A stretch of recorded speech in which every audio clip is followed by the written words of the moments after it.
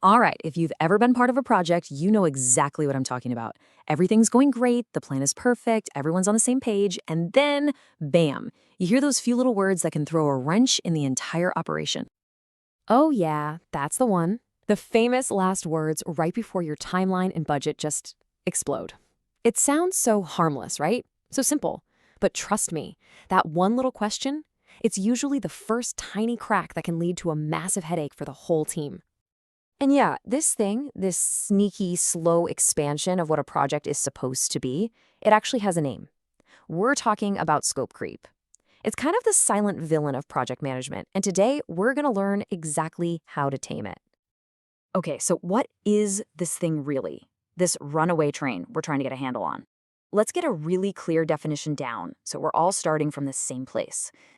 So, to put it simply, scope creep is when you're asked to do more without getting more time, more money, or more people to actually do it. The finish line just keeps getting pushed further and further back. And honestly, even the best managed projects can get totally derailed by this. Now, the tricky part is scope creep doesn't just show up and announce itself. Nope, it's sneaky. It usually slips in disguised as just a casual, harmless little suggestion. I bet some of these are going to sound very familiar to you. Ah, the classic. This is such a huge red flag. Why? Because it just completely ignores the real work that's involved. It's this dangerous assumption that can cause some serious problems later on. And how about this one? This phrase is all about downplaying how complex a change really is. It makes it sound like a tiny little tweak, when in reality, it could open up a whole can of worms with new dependencies and risks. And this might be my personal favorite. Just quickly. Oh man, that is the ultimate Trojan horse for scope creep.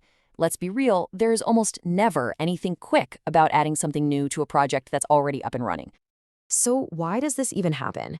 It's super easy to think it's someone being difficult on purpose, right? But the truth is, most of the time, scope creep actually starts from a good place. It's usually born out of genuine excitement and good intentions. Think about it. Halfway through a project, a stakeholder has a brilliant new idea. Or maybe your team figures out a way to make something even better. Or, the market changes and priorities have to shift. These are all good things. They show you have an engaged, smart team. The problem is in the ideas themselves. It's not having a process to manage them. And that brings us to a really important point. Your job isn't to be the no person, the gatekeeper who shuts down every new idea. Nope. Your job is to be a manager of change.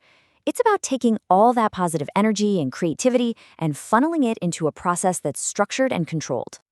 And hey, that's exactly what we're going to talk about. We're about to walk through a simple but honestly super powerful 3-step framework that will give you that control.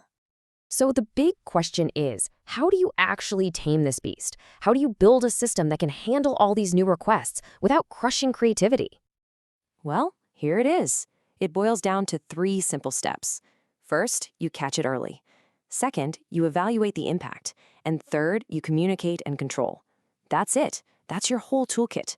Now, let's break down what each of these really looks like in the real world. Okay, step 1, catch it early. This is all about being alert. The second you hear one of those "can we just add" phrases, your job is to politely hit the pause button on that informal chat and make it official.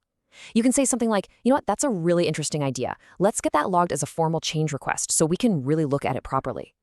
Just doing that one thing takes you from chaos to an orderly process. It's a game changer.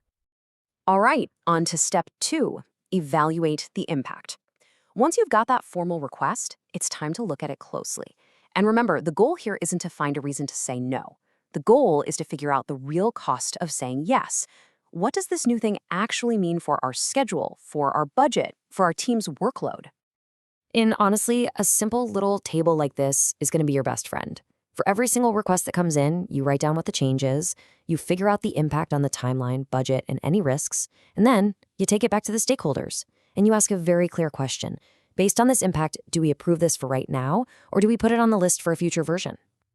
And finally, step 3, communicate and control. This is all about closing the loop. It doesn't matter if a change was approved or pushed off, you have to communicate that decision clearly to everybody involved. Update your project documents. And here's a pro tip for you. Keep a visible scope log, just a simple place where anyone on the team can see every single request and what happened to it. That kind of transparency is huge. It keeps everyone on the same page and, frankly, keeps everyone honest. Okay, so all this theory is great, right? But let's look at a real-world example. I want to show you how this framework literally took a project from the edge of total chaos and brought it back to a place of calm, organized control.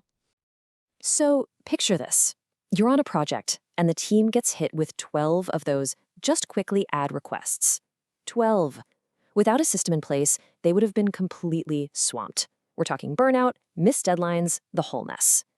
But they used this framework. They logged and evaluated every single one of those 12 requests, and the result was pretty shocking. It turned out those quick adds would have tacked on a full 6 weeks to the project. And the moment the stakeholders saw that data, right there in black and white, the entire conversation changed instantly. All of a sudden, only 3 of those 12 requests were considered actual must-haves. The other 9, they were happily moved to the list for a future release. That is the power of the system. It takes opinions and arguments out of the equation and replaces them with cold, hard data. You know, there's a great saying, documentation saves diplomacy. And it's so true. All right, let's start to wrap this up. I want to focus on the biggest takeaway here, which is really a shift in your mindset. This isn't just about following a process. It's about a totally new way of thinking about change itself. So remember the framework. It's just those 3 simple steps. Catch it early, evaluate the impact, and communicate and control. And the key idea to hold on to is that scope creep itself isn't the enemy. Unmanaged scope creep is. The new ideas are great. It's the chaos that's the problem.